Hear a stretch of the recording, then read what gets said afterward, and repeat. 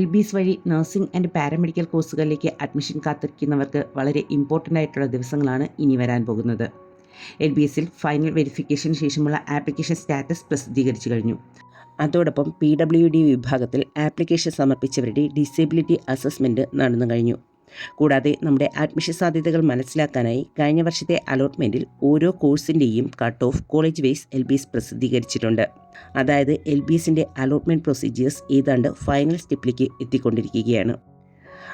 അതുകൊണ്ട് തന്നെ LBSൽ അഡ്മിഷൻ കാത്തിരിക്കുന്ന എല്ലാ കുട്ടികളും കാൻഡിഡേറ്റ് പോർട്ടൽ ഇടയ്ക്കിടയ്ക്ക് ലോഗിൻ ചെയ്ത് പരിശോധിക്കുന്നത് നന്നായിരിക്കും. ഓഗസ്റ്റ് 3-ാം തീയതി, അതായത് ഇന്ന് വൈകുന്നേരം 5 മണി വരെയാണ് നമുക്ക് കറക്ഷൻ പീരീഡ് ഉള്ളത്. കറക്ഷൻ പീരീഡ് അവസാനിച്ച ശേഷം 2 ആഴ്ചയ്ക്കകം തന്നെ പ്രൊവിഷണൽ റാങ്ക് ലിസ്റ്റ് പബ്ലിഷ് ചെയ്യും. ശേഷം താമസിക്കാതെ തന്നെ ഫൈനൽ റാങ്ക് ലിസ്റ്റും പ്രസിദ്ധീകരിക്കും. അതിനുശേഷം മാത്രമായിരിക്കും നമുക്ക് കോളേജും കോഴ്സും സെലക്ട് ചെയ്യാൻ കഴിയുക. ഓപ്ഷൻ രജിസ്ട്രേഷൻ്റെ സമയത്തിന് മുന്നേ തന്നെ ഏത് കോഴ്സാണ് വേണ്ടത് എന്നും ഏതൊക്കെ കോളേജിലേക്കാണ് അഡ്മിഷന് താല്പര്യം എന്നതും പ്രയോറിറ്റി ലിസ്റ്റ് അനുസരിച്ച് തയ്യാറാക്കി വെക്കേണ്ടതാണ്. റാങ്ക് ലിസ്റ്റിൽ ഉൾപ്പെട്ടവർക്കാണ് ഓപ്ഷൻ രജിസ്ട്രേഷൻ ചെയ്യാൻ കഴിയുക.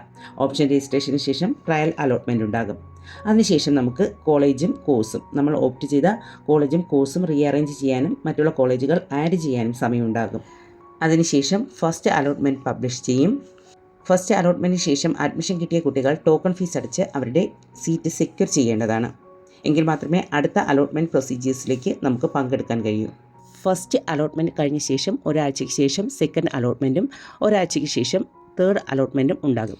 ഈ അലോട്ട്മെൻറ്റുകളിൽ ഏതെങ്കിലും കോളേജുകളിലേക്ക് അഡ്മിഷൻ ലഭിച്ചു കഴിഞ്ഞാൽ ടോക്കൺ ഫീസ് അടച്ച് സീറ്റ് സെക്യൂർ ചെയ്യണം. അതിനായി നമുക്ക് ഏകദേശം 2-3 ദിവസമായിരിക്കും കിട്ടുക. ആദ്യ 2 അലോട്ട്മെൻറ്റിനും ഏതെങ്കിലും കോളേജിൽ അഡ്മിഷൻ കിട്ടിയാൽ നമുക്ക് ആദ്യം തന്നെ അഡ്മിഷൻ എടുക്കേണ്ട കാര്യമില്ല.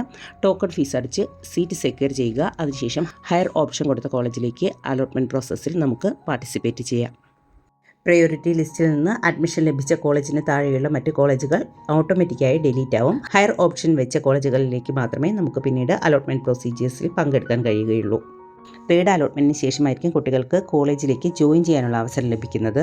പിന്നീട് വേക്കൻ്റ് ആയ സീറ്റുകളിലേക്ക് സ്പെഷ്യൽ അലോട്ട്മെൻറ്റ് അല്ലെങ്കിൽ സ്പോട്ട് അലോട്ട്മെൻറ്റ് വഴി കുട്ടികൾക്ക് അഡ്മിഷൻ ലഭിക്കുന്നതാണ്. എല്ലാ വിദ്യാർത്ഥികളും ആഗ്രഹിക്കുന്ന കോഴ്സിലേക്ക് ആഗ്രഹിക്കുന്ന കോളേജുകളിൽ തന്നെ അഡ്മിഷൻ ലഭിക്കട്ടെ എന്ന് പ്രാർത്ഥിച്ചുകൊണ്ട് നന്ദി.